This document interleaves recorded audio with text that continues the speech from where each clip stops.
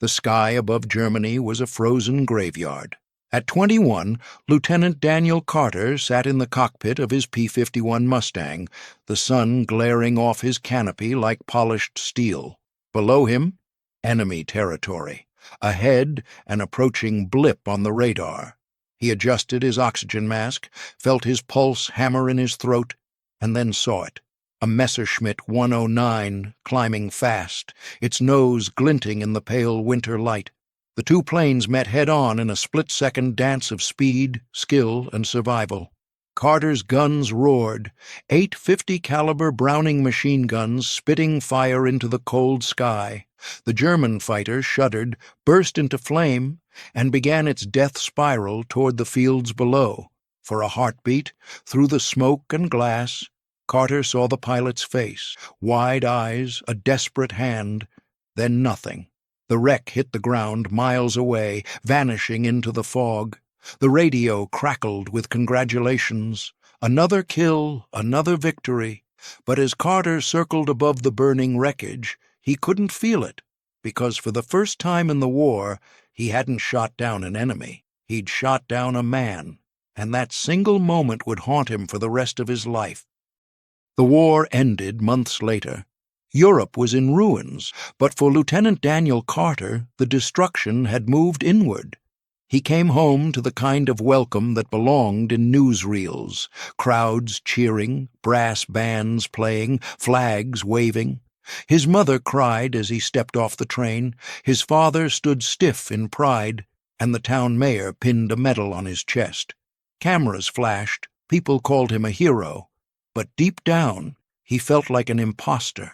Every handshake, every congratulations felt heavier than the last, because behind every "thank you for your service," he could still see the smoke trailing from that German plane and the face of the man inside. He tried to move on.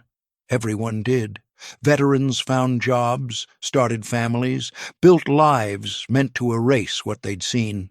Carter followed suit. He married, had children, bought a small house in Illinois. Outwardly, his life was perfect, but at night he'd sit by the window, the sound of passing trains blending with the distant roar of his Mustang's engine in memory. Sleep offered no peace, only dreams where he was back in the cockpit, chasing that Messerschmitt through clouds that never ended. Every time the same moment replayed, the crosshairs locking, the trigger pulling, the explosion blooming like a red flower against the gray sky.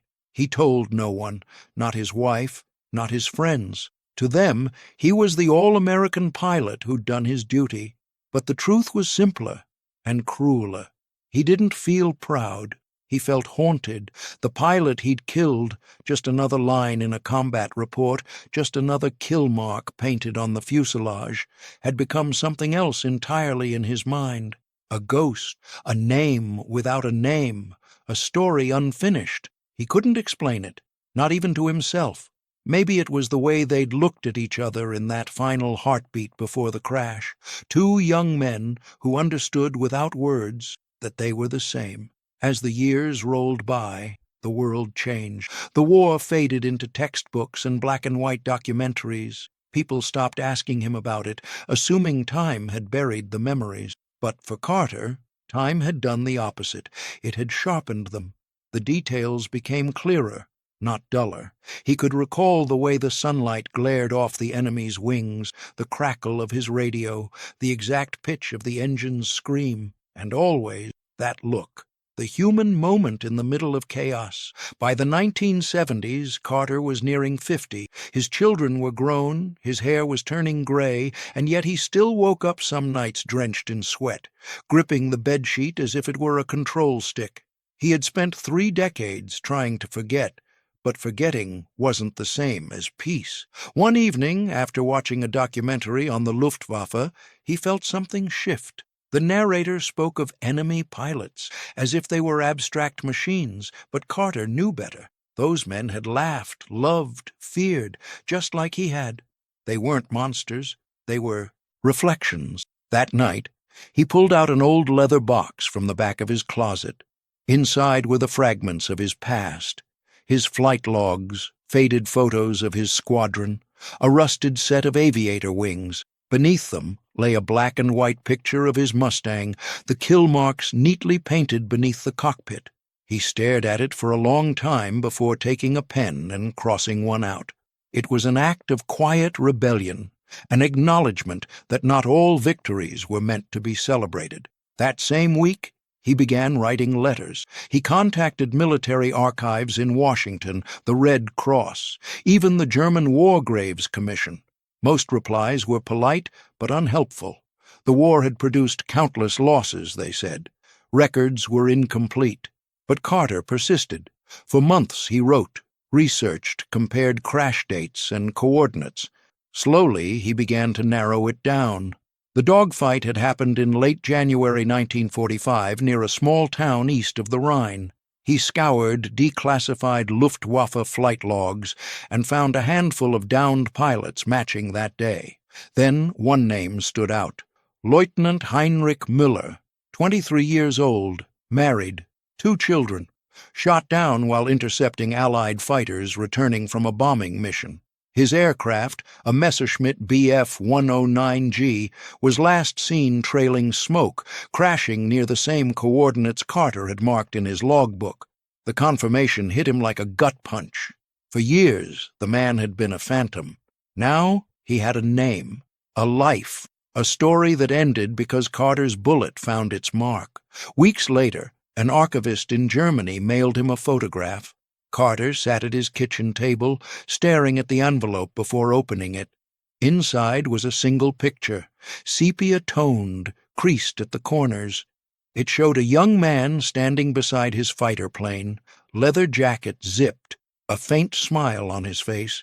His eyes were confident, alive, impossibly human. Carter felt the air leave his lungs. He whispered the name aloud, Heinrich Müller. It felt heavy, foreign, real. He imagined the man's voice, his laugh, his family waiting for him at home. He imagined what that last morning must have been like, pulling on his gloves, climbing into the cockpit, unaware it would be his final flight. For days, Carter carried the photo with him wherever he went. He couldn't stop looking at it. To anyone else, it was just an old picture of a German pilot. But to him, it was the missing piece of his own story, the answer to a question he'd been afraid to ask. The more he learned about Müller, the harder it became to live with what he knew. Müller had been from a small Bavarian village outside Munich. Before the war, he'd worked as a mechanic, fixing cars and bicycles. He'd joined the Luftwaffe at 19, not out of ideology, but out of duty, like so many others. He'd written letters to his wife almost every week, full of optimism, never mentioning fear. His last letter was dated 2 days before the encounter, ending with the words, "Tell the children I'll be home soon."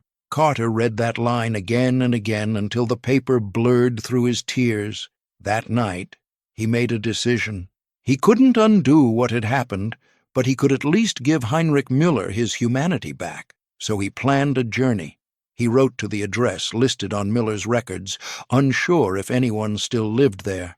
Weeks passed before a letter arrived, handwritten, the ink slightly faded. It was from Müller's daughter. She had been a child when her father died. She thanked him for reaching out, said her mother still lived in the family home. And, at the end of the letter, one line stood out. She often wondered if the man who shot him down ever thought about him again. Carter wept when he read that, because he had thought about little else. He booked a flight to Munich that spring. As the plane climbed over the Atlantic, he stared out the window, wondering how many other men from both sides had been haunted like this. War had turned them all into instruments of destruction, yet here he was, trying to rebuild something human out of the wreckage. When he arrived, Germany was a different world, peaceful, prosperous, alive. The scars of war were buried under new cities, new generations, but in Carter's mind, the past was as vivid as ever. He rented a small car and drove south, through rolling fields and quiet villages, until he reached the place he'd seen in the archives, a modest home with a garden fence and a faded mailbox bearing the name Müller. He parked, sat for a moment, and stared at the house. His hands trembled on the steering wheel. It felt strange to be here, on the soil of the man he had killed, carrying both guilt and gratitude in equal measure. He wasn't here to apologize for the war. No one man could. He was here because he couldn't let that moment in the sky be the end of their story. He stepped out, heart-pounding, and walked to the front door. Each step felt heavier than the last. The door creaked open. A woman stood there, older, gray-haired, but with the same eyes as the man in the photograph. For a second, neither of them spoke. Carter swallowed hard. "My name is Daniel Carter," he said quietly. "I think I may have been the pilot who—" But before he could finish, she nodded, as if she already knew, and in that instant, the silence of 30 years began to break. It was winter again when Carter arrived in Germany. The air had that sharp, crystalline stillness that seems to belong only to Europe in January, the kind of cold that bites the breath out of your chest and makes every sound feel distant. The snow fell softly, blanketing the Bavarian fields in a silence that was both beautiful and unbearable. As the train rolled through the countryside, Carter stared out the window, watching church steeples and half-timbered houses drift past like ghosts. He had been here once before, almost 30 years earlier, but that time he had been flying overhead, looking down through the crosshairs of his guns. Now he was here to do something he had never done before. Not as a soldier, not as a victor, but as a man seeking peace. The address was scribbled on a piece of yellowing paper, a small village just outside Munich. The taxi driver dropped him at the edge of a narrow cobblestone street lined with modest homes, each one framed by white fences and flower boxes resting empty for the season. The snow crunched beneath his boots as he walked, his gloved hand gripping the photograph of Heinrich Müller, the man he had shot down so many years ago. He stopped in front of a white house with green shutters and a faint curl of smoke rising from the chimney. It was smaller than he had imagined, peaceful, ordinary, the kind of home that shouldn't have survived a world war, yet somehow did. He stood there for a long moment, his heart pounding, the weight of decades pressing down on him. What could he possibly say to her? What apology could ever mean enough? Finally, he raised his hand and knocked. When the door opened, he froze. A woman stood there, gray-haired, her back straight but fragile, her face lined by years of loss and endurance. Her eyes, though dulled by age, were clear and searching. She looked at him for a long time, as if studying his face against a memory. Then she spoke, her German accent softened by time. "You are the American pilot," she said quietly. Carter's throat tightened.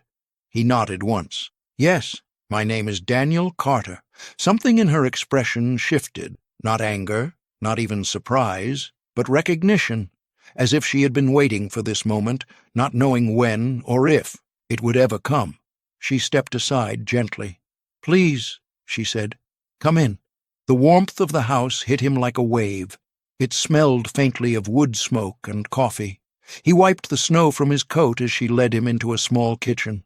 The walls were lined with photographs, children, weddings, old portraits. In one frame he caught sight of the same young pilot from the photograph he carried, Heinrich Müller, standing in his Luftwaffe uniform, smiling with his arm around a woman, this woman, and holding a baby girl no older than 2. Carter felt his chest tighten again. "That's him," he whispered. She nodded, her eyes softening. "Yes," she said. "That was taken in 1943. A photographer came to the base before he left for France. He sent it to me 2 weeks before he—" She trailed off, the sentence unfinished, but the meaning clear. They sat across from each other at the wooden table. The only sound was the faint ticking of a clock on the wall and the occasional crackle from the fire. The air between them was heavy, not with hostility, but with the quiet gravity of 2 lives bound by a single, irreversible act. For a long while, neither spoke. Then Carter reached into his coat pocket and placed the worn photograph he had brought with him on the table. The same picture of Heinrich standing beside his Messerschmitt, smiling into the camera. "I found this in an archive," he said softly. "I thought you should have it." She looked at it, her hand trembling slightly as she traced the outline of her husband's face. Then she smiled, a sad, fragile smile that seemed to carry decades of buried grief. "Thank you," she whispered. "It's strange, seeing him again after all these years." Carter swallowed hard, his voice barely steady. "I saw his plane go down," he said. "I was in the air that day. I was the one who—" He couldn't finish the sentence. The words caught in his throat, but she nodded gently. "I know." He looked up, startled. "My husband spoke of that day often," she said. "Not with hatred, never that.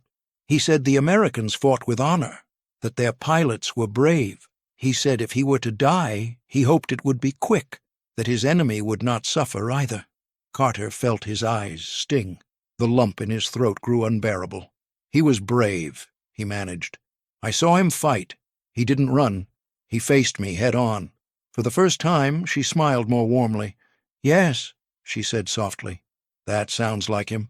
They talked for hours. About Heinrich, about the war, about the strange symmetry of fate that had brought them together after so much time. She told him about their children, how her daughter had grown up without ever knowing her father, how she'd married and had children of her own, how she had never remarried, though others had urged her to. "Heinrich was the love of my life," she said simply. "I could not replace him." Carter listened in silence, each word cutting and healing at once. He spoke of his own family, of how the war had followed him home in ways no one could see. He confessed that he had carried her husband's face in his memory for decades, that he had built his life around the guilt of that one moment in the sky. At that, tears welled in her eyes. She reached across the table and placed her hand over his. Her skin was cool, delicate, but her grip was steady. "He would have wanted you to live," she whispered. "You were both soldiers, both doing what you were told. That is the cruelty of war. It makes enemies of men who should have been friends." Carter's composure finally broke. He lowered his head into his hands, his shoulders trembling. For decades he had carried that weight in silence, and now, in a quiet kitchen in Germany, it all came undone. She rose slowly, walked around the table, and placed a comforting hand on his shoulder, not as the widow of a fallen man, but as a human being who understood. For the first time since that day in the sky, he felt something he hadn't known he needed: peace. Not forgiveness from her, not even from Heinrich, but from himself. When he finally stood to leave, the snow had stopped falling. The late afternoon light slanted through the kitchen window, turning the frost on the glass to gold. He thanked her, unsure what words could ever be enough. But before he could step out, she stopped him. "Wait," she said, opening a drawer and pulling out a small envelope. Inside was a black-and-white photograph. Heinrich, standing beside his Messerschmitt, smiling proudly in the sun. The same one he had seen in the archive, but this print had been the family's original. "Take it," she said, "so you can remember him, not as your enemy, but as the man he was." Carter took the photograph with trembling hands. He wanted to speak, to thank her, to say something meaningful, but nothing came. Instead, he simply nodded, tears glinting in his eyes. As he stepped outside, the snow crunched softly beneath his boots. The air was still and clear.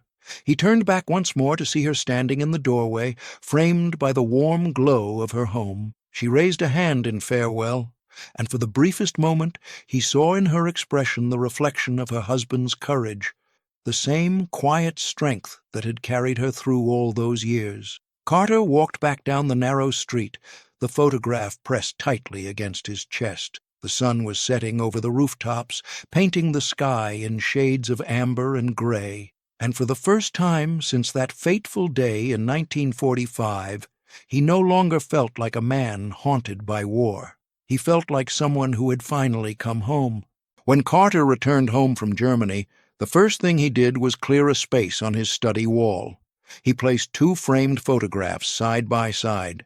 On the left, A faded picture of himself in 1944, a young American pilot leaning against his P-51 Mustang, smiling at the camera, the confidence of youth written across his face. On the right, a newly restored black-and-white image of Heinrich Müller standing beside his Messerschmitt, his posture almost identical, his expression just as full of hope. Two young men, two enemies, two lives that intersected for less than a minute, yet would remain bound for eternity.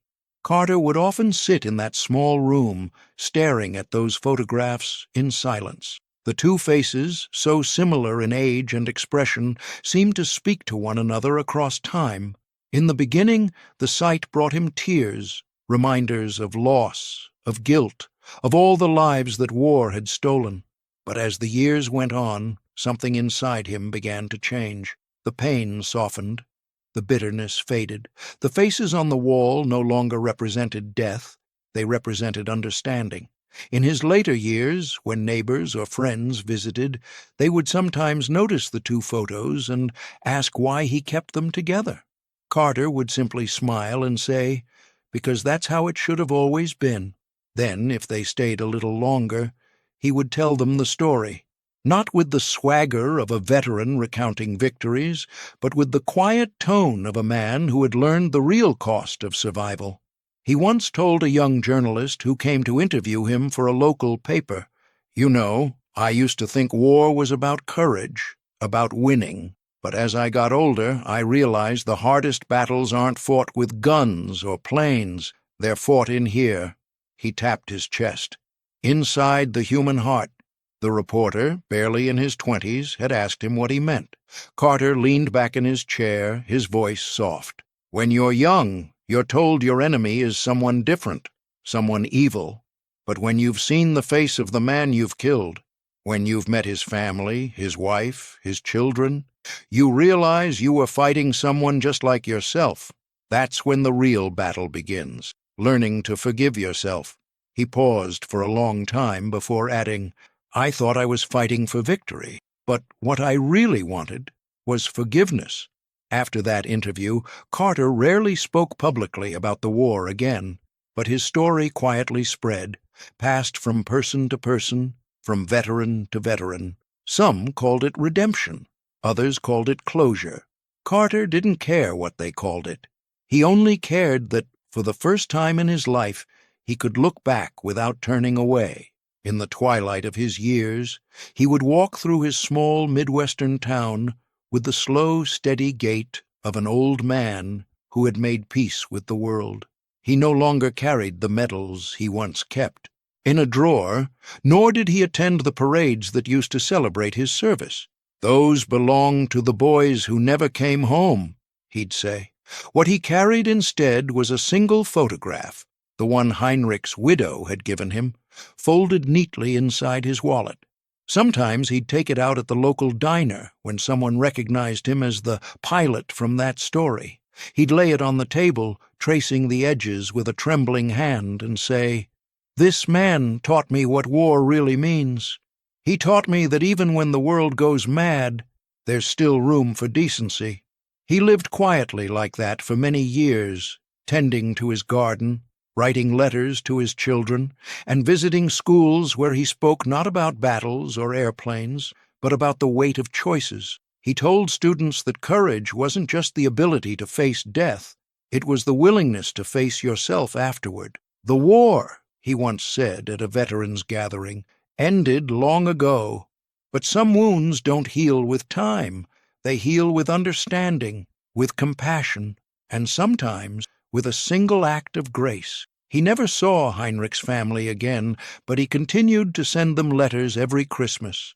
Simple notes wishing them peace, always signed the same way. "With respect, Daniel Carter." The letters became a ritual of remembrance, a quiet exchange of humanity between two families once divided by war. When Carter passed away in his sleep at the age of 87, his children found the two framed photographs still hanging on his wall. Between them, in neat handwriting, he had added a small plaque that read, "Enemies once, brothers now." The local newspaper ran his obituary under the headline, Veteran who sought his enemy's family finds peace after 40 years. At his funeral, a small envelope arrived from Germany. Inside was a letter from Heinrich Müller's daughter. She wrote that her mother had passed away the year before, but that she had often spoken of the American pilot who came to our door.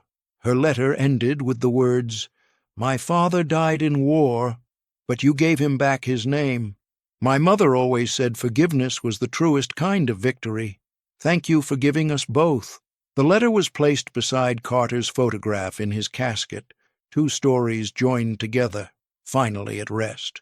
Carter's story reminds us that even in the darkest hours of human history, decency survives, that compassion can outlast conflict, that enemies can become brothers. War creates divides that can last generations, but understanding, even from one man, can bridge them.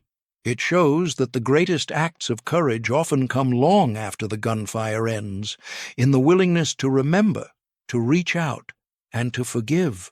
And sometimes, the bravest thing a soldier can do isn't to pull the trigger. It's to spend a lifetime searching for the humanity he thought he'd lost, and, against all odds, to find it again. War may end on paper, but its echoes live on in the hearts of those who fought it. Daniel Carter's story isn't just about guilt or redemption. It's about finding humanity in the very place it was once lost. His journey reminds us that even across borders, across decades, and across battlefields, compassion can bridge the distance that hate creates. If this story moved you, if it made you pause and remember that behind every uniform was a life, a family, and a heartbeat, then help keep these stories alive. Subscribe to the channel for more powerful, true stories from World War II that reveal the courage, conscience, and humanity behind history. And if you believe, as Carter did, that forgiveness is the truest kind of victory, share this story so others can feel it too, because history isn't just about what happened, it's about what we choose to remember.